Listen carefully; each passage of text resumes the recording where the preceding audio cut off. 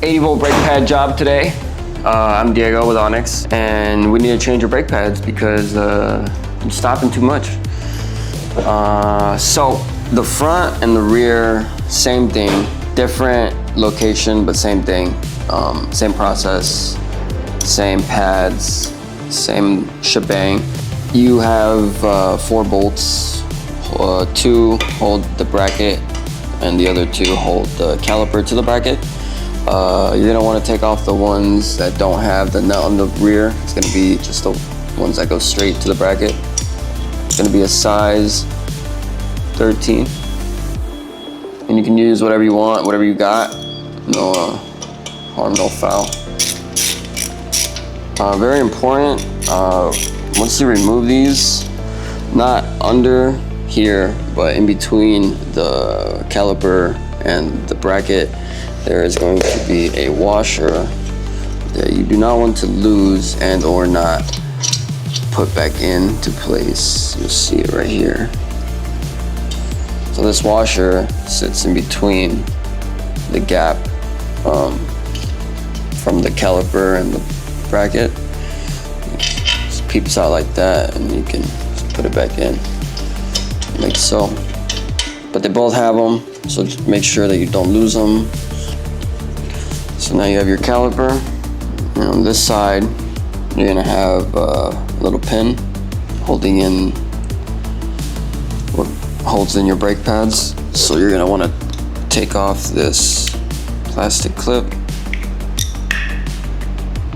just like a covering. Once you have your dust shield removed and you can see your pads and your brake clip, you want to remove your, what is this, a pin? A little pin. And then you want to push out this, take out the cotter pin. And then you can remove the brake pads by just pushing them out. Or you can pull them out whichever way they nuzzle in there. So the pads go in one way, you can't really mess it up. If you put them together like this, it may be a little easier. Essentially, this clip is gonna go on, these pointy parts go on the inside, and this back part should line up with the outside. So you should have them looking like this. Do the top one like this, so you have like a little clam. So it should not be on the inside, it should be on the outside.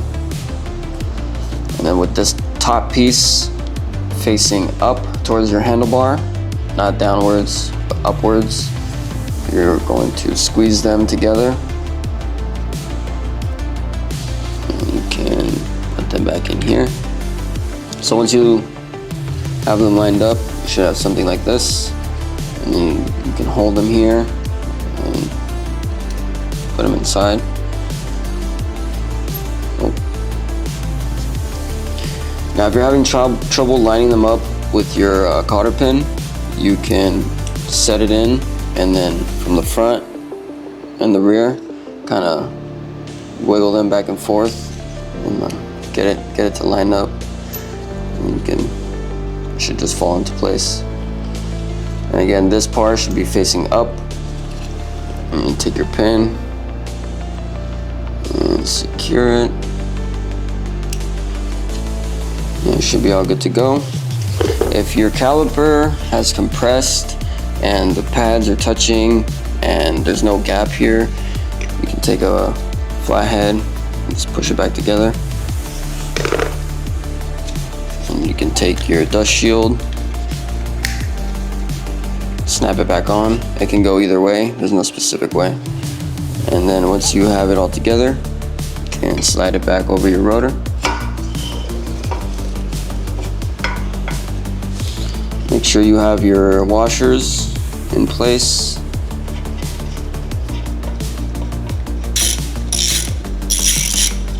So here's the thing, play things safe, torque things down. I know not everybody is gonna have a torque stick. You also don't just wanna go out of your way to grab one, I get it. If you have one, go get it. If you don't, make sure it's pretty tight. Don't strip it. don't break it, but make sure it's pretty good. If you do have a stick, it's gonna be 30 to 35 foot-pounds recommended. Whichever drive you have, doesn't matter, as long as it's 30 to 35 foot-pounds.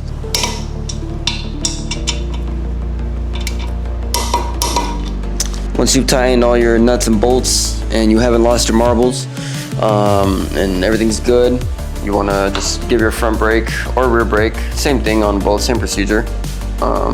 Just gonna roll it forward, backward, give it a couple pumps, make sure she's stopping, and should be good.